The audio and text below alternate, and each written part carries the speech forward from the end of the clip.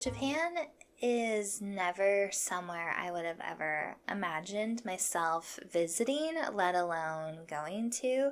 For the longest time, I was an extremely picky eater. I'm still, can be kind of picky about some things. Um, and like Asian cuisine in general just was not appealing to me. And then, Japanese food is so much more than just sushi, but of course, their sushi is, it's such thing. And yeah, eating raw fish was like an absolute no to me. I wouldn't even eat a cooked fish. So, um, for a long time, it wasn't that I didn't want to explore their culture, but like food is such a big part of exploring a culture and visiting someplace you got to eat, right? So I just always like wanted to travel to Europe and do stuff like that first, since it was a little bit more food that I was familiar with, and then like maybe down the line visit some of the Asian countries. But I have to say, like, I am so happy that we're here. Luckily, I became a lot more open minded when I married my husband, and so I've become a lot less picky. I eat, I at least try a lot of stuff, and I definitely eat sushi now. So I eat fish, like I do all that. So, that has been great in helping create some really interesting experiences here of trying the food and going to the different restaurants and bars and stuff. We specifically live on Okinawa. So Japan is like kind of one big main island, and then they have like an island to their north, and then they have this area of the Ryukyu Islands south of Japan, and Okinawa is a part of that. Um, we're in the China Sea.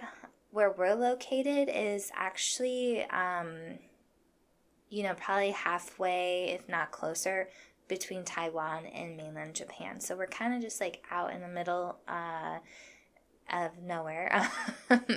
It's often like talked about as like the Hawaii, like as Hawaii kind of, and it's very like tropical climate, beautiful waters.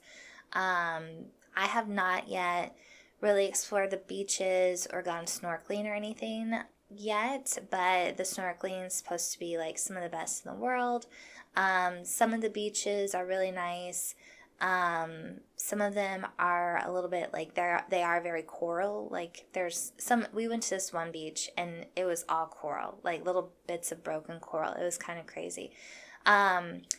So yeah, that's where we're at. A lot of times people, because I didn't even know. Like I knew once I married my husband what Okinawa was, but like he had to explain it to me. And it's just a huge base, military base is here. So if you're in the military world, you know what Okinawa is, but if you're not, you probably are not as familiar with it.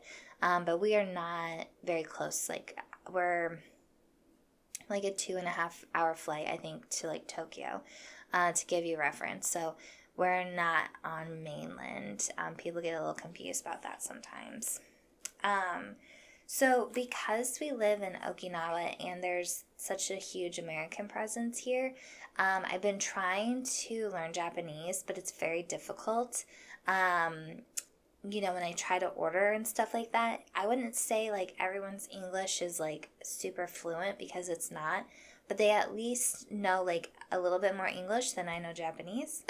So sometimes, my Japanese can get me a little bit further, and with their broken English and like the few words that I know in Japanese, we get the job done. But um, there are still a lot of people that live here that do speak fluent English, and so when we go to mainland to like visit, we've been there a few times now. I definitely end up using more Japanese. But living here, it's really hard because we have so much contact with Americans, and then also just like the locals, speak it well enough that you don't have to figure it out. So I know that's not a very good excuse, but people think that when you are like submerged, in a culture, that, it's easier for you to pick up on the language, and I assume it is. And if we lived in mainland, I'd probably be speaking a lot better Japanese at this point than I am,